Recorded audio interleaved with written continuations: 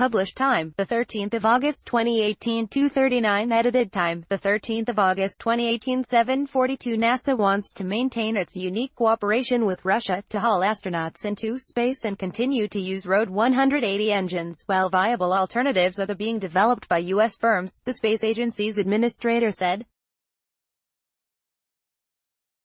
The United States of America is working really hard not to be dependent on the RD-180 engine, Jim Bridenstine said on C-SPAN.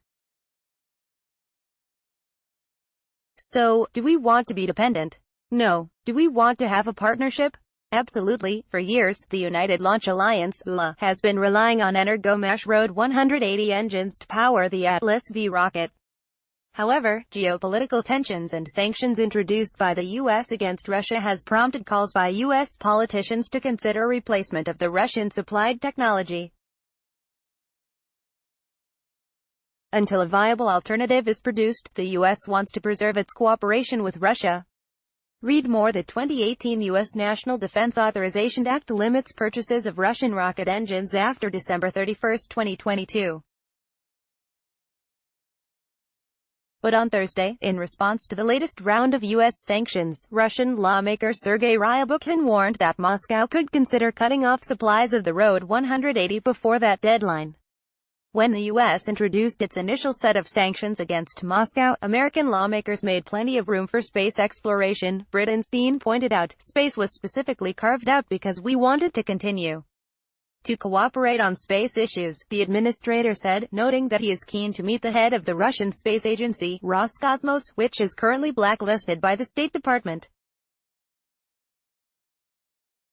Earlier, Roscosmos said that its Director General Dmitry Rogozin could hold talks with his counterpart in Baikonur, Kazakhstan in October. I intend to meet Rogozin in the near future, Bridenstine said. And we are working on how do we maintain this relationship given those sanctions, constraints, and I'm very confident that we'll be able to work it out. NASA represents an amazing soft power capability for the United States of America. When other channels of communication break down, nations can still communicate on space exploration and space discovery and science, the 43-year-old noted.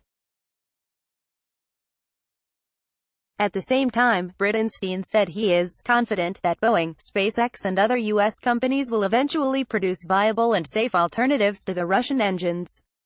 Earlier, it was reported that ULA, most likely, will continue to use Russian-produced engines until 2024, 2025 or even up to 2028. Read more. Meanwhile, to expedite the process of breaking America's full dependence on Russia and crude programs, NASA and Congress stepped up funding for commercial efforts, which should allow Boeing and SpaceX to begin launching astronauts into space from U.S. soil. After NASA closed its 30-year space shuttle program in 2011, Russia and China remain the only two countries capable of putting a human into space. A recent survey of public opinion by Pew showed that a vast majority of Americans, 72%, believe that it is essential for their homeland, which once had put men on the moon, to maintain its space dominance, and continue to be a world leader in space exploration. An even larger number, 80% of Americans, believe that the International Space Station, ISS, which incorporated modules of the Russian space station that Moscow could not afford at the time, has been a good investment for their country. However, while SpaceX and Boeing hurry to produce alternatives to the Russian engines and spacecraft to restore independent U.S. access to space, only a third of Americans believe that private companies on their own will ensure enough progress in this area even without NASA's involvement. If you like this story, share it with a friend.